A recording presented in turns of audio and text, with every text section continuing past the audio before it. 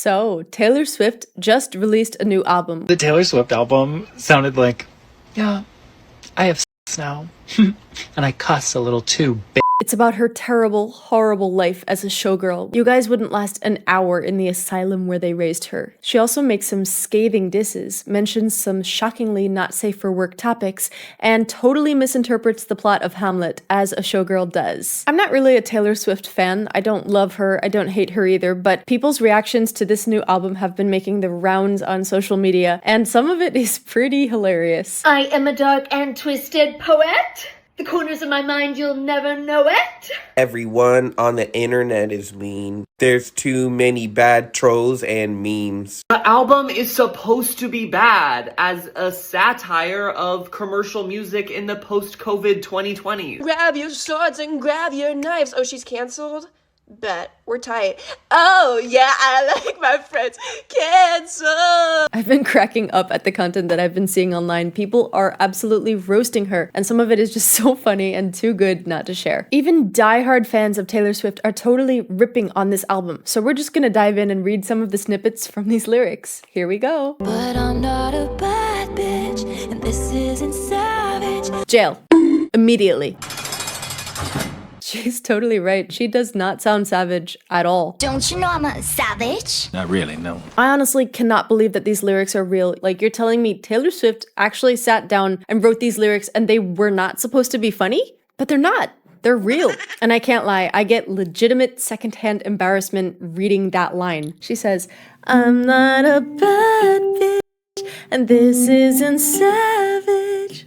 Ah, it hurts. But I'm not a bad bitch, and this isn't savage. The problem is Taylor Swift is the opposite of dangerous. She is the epitome of family-friendly, marketable cookie-cutter pop. So this new contrast is unfortunately pure cringe. The whole thing feels like satire. That's how bad it is. Everybody's so punk on the internet. Everyone's unbothered till they're not. You serious? This is her new song called Cancelled. Wow, so edgy and dark. She's almost as dangerous as JoJo Siwa. I was a bad girl. I guess Taylor and her fiancé Travis have been dragged online a lot for hanging out with some MAGA people, but I think this song is mostly referencing her former best friend, Blake Lively, who is at the very center of all of the It Ends With Us drama. Grab your friends, wear your florals. Taylor says, good thing I like my friends canceled. I like them cloaked in Gucci and in scandals. That's cute. So she likes her friends ultra rich, willing to sabotage other people's movies and start media scandals while dressing like this? Yeah, okay. Guess I'm best friends with the devil, because Blake Lively said one thing one time. Come on. This song sounds like it was written in a marketing meeting. She goes, did your girl boss too close to the sun? Did your girl boss too close to the sun? Someone says this is music for cop wives. I'm dead. They're right, honestly. The whole album is littered with unnecessary curse words that just stick out like a sore thumb.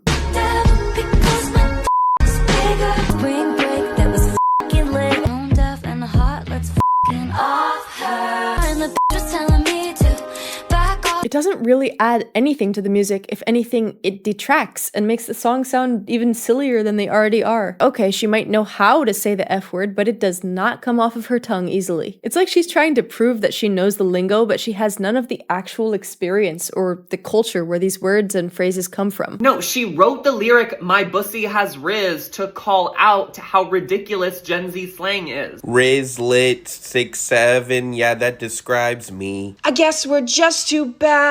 No cap. It sounds like a corporate ad using Gen Z slang, like she's trying to be rebellious while her entire musical DNA is relatability. Guys, this is Taylor Swift. She is the wonder bread of the music industry. Someone says Taylor Swift makes music for girls who do doggy like this. Welcome to my underworld where it gets quite dark. Welcome to my twisted mind. Why so serious?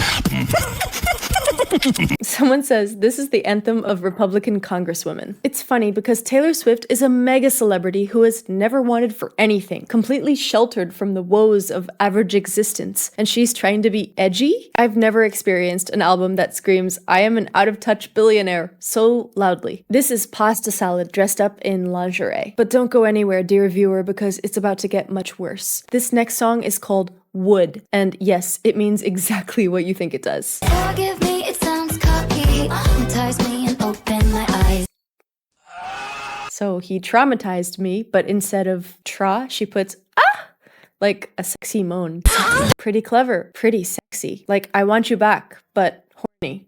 And I get it, everyone is doing these hypersexualized, campy lyrics right now. I'm not a big fan of it, but it works, obviously, because sex sells. Sabrina Carpenter is definitely doing a lot of it. Come right on me, I mean camaraderie. So I guess Taylor Swift is taking a page out of Sabrina's book when she says this lyric. It's kinda making me wet, 'cause it's actually sweet. It's so forced.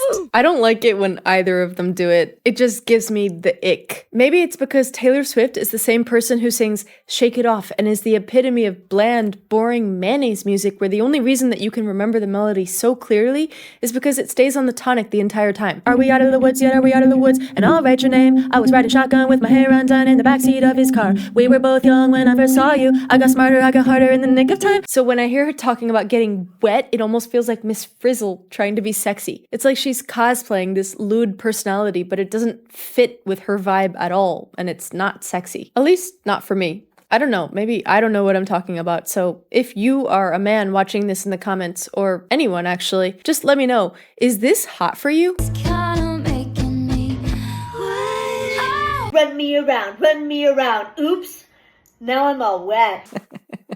Oh my god, people online are so funny. Let's not forget, little girls are going to be singing this. She says, "Redwood tree, it ain't hard to see. His love was the key that opened my thighs."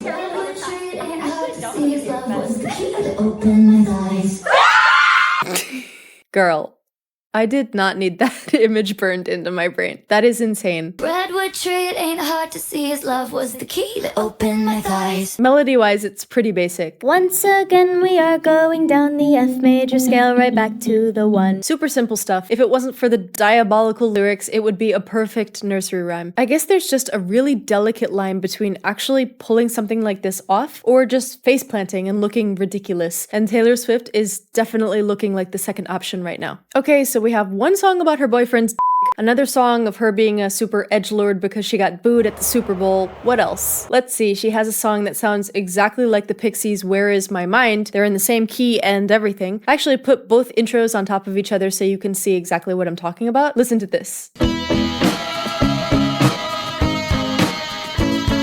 There's a lot of songs on her new album that people have pointed out sound exactly like other songs. But guys, that's not the biggest deal in the world. It's pretty common nowadays in pop music. Taylor, being the pop giant that she is, uses simple 4-chord progressions that repeat themselves. That's pop for you. And when you're working with the same recycled, flavorless slop, you're bound to end up with songs that blur together and sound the same. I'm not mad about it. It is what it is. The people like garbage. What can I say? They eat it up. I gobbled it up. You gotta give the people what they like. Anyways, this song is called Actually Romantic, and apparently it's about Charlie XCX. I don't know, guys, it's this long drama between them. Apparently one of them dated the other one's ex or something like that. Who really cares? Anyways, Charlie wrote a song that many speculated to be about Taylor. This one girl tops my insecurities. Don't know if it's real or from spiraling. So here we have the response to that song. I heard you call me boring Barbie when the coke's got you brave.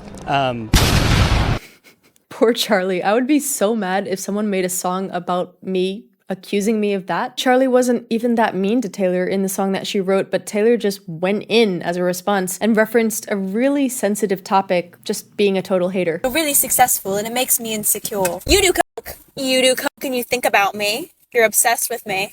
Loser. So again, we're just literally walking down the major scale like we did in the other song. She goes, I heard you call me boring Barbie when the coke's got you brave. Redwood tree, it ain't hard to see. His love was the key that opened my thighs or my eyes or whatever. It's the same thing. I'm just saying. It's just a little ironic because in today's landscape with songs that can be generated in 5 seconds with your team of 5 gazillion people, how can you possibly run out of ideas? A lot of people are saying that AI is better than this album, and they might actually be right. It was so funny when I saw this meme because I hate these ads that I always get of this horrible AI music that talks about mental health problems. They are my nightmare fuel. I absolutely detest them. And I thought I was the only one that felt like these ads were harassing me, but apparently not, because a lot of people say that Taylor's music sounds exactly like it. This is how dopamine obsession looks in women. I heard you call me boring Barbie when the coke's got you brain. Do you hear it? Oh my god, they actually sound the same. Maybe it's because Taylor Swift is the algorithm that all AI slap pop is trained on, so that actually makes a lot of sense. Getting compared to AI music is the ultimate insult nowadays, but some of these lyrics are so bad that I bet I could paste them into Suno or Udio and it would spit me out some lyrics that were more palatable, or at least they wouldn't be as skin-crawlingly cringe as some of these songs. Every eldest daughter was the first lamb to the slaughters. No words. Everybody's cutthroat in the comments. Every single hot take is cold as ice. One of my favorite YouTubers, Meat Canyon, did a skit like a year ago where he did an impression of Taylor Swift's music.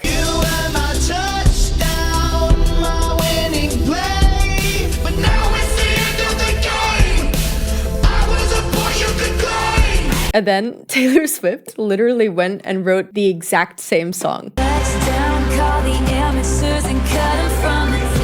It's insane. Meat Canyon must be psychic, or Taylor saw the video and got inspired, because how did he know? Anyways, congrats to anyone who is just now seeing Taylor Swift for what she really is. Pure millennial cringe core. But really, she's always been like that. You're just seeing it recognized for the first time. Remember, this is the same person who is supposed to be a lyrical genius but has 7 songs rhyming car with bar. And don't even get me started on the album artwork. I'm a showgirl, stage lights on. And when traffic comes to play, I'm gonna say, hey, I'll put on a show cause I'm your girl. That reel was actually made weeks before the album came out, and it's hilarious because that girl nailed it perfectly. These are the actual lyrics Taylor wrote. I'm married to the hustle, and now I know the life of a showgirl, babe. I'm dying from cringe. Someone says this is the musical equivalent of that Australian lady who can't breakdance.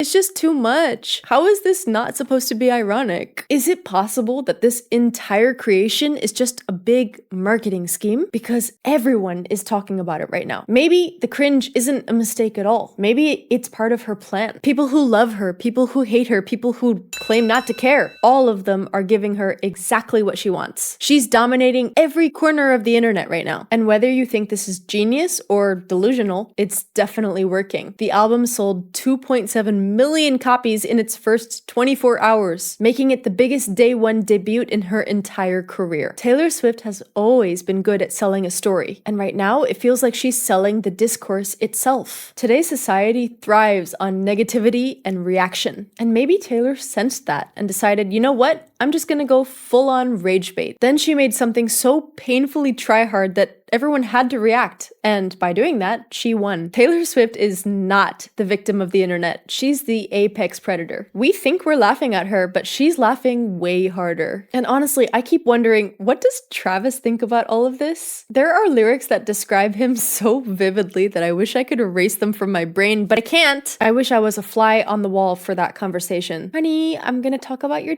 in my next song. What do you think? Did they talk about it? Did they get excited about that sort of thing? Or is this just another level to her rage bait? Taylor Swift's newest album is a thoughtful and poignant meditation on what it's like to lose one's virginity late in life. Taylor paints a vivid picture of being slowly and relentlessly pursued by a giant male before being absolutely hogged down. But she probably knows how absolutely insane this all is. After all, she wrote 1989. I think she knows what she's doing. At the end of the day, this is a billionaire, guys. She's not like you or me. Taylor Swift takes a private jet to brunch. We peons will never know what's actually real or what's just a scheduled performance because we only see exactly what they want us to see. And you know what? It's great entertainment. Musically, I would say that some of the songs are pretty catchy. I mean, how can it not be catchy when half of it is literally just walking down the major scale? But I have to give it to her. Her music isn't terrible. It's catchy and well produced, and she's not a bad singer, and there's a reason why so many people love her and idolize her and blah, blah, blah, blah, blah. But in the end, whatever the motive is, I have to agree with the majority here that this album is a total cringe fest. Apparently, some people really love it and think it's just as good as 1989. You don't understand. It's because she's a billionaire that her life is so hard. So, what do you think? Is Taylor Swift's new album actually genius and you love it? Is she a lyrical mastermind for this? I have been afflicted by a terminal uniqueness. Girl, shut the fuck up. You thought you ate that? Let me know what you think in the comments, and in the meantime, Good thing I like my friends canceled. I like them cooked in Gucci and scandals. People are like, Taylor Swift is a master poet, and then she writes the shit I wrote in the corner of my homework when I was 11 and sad.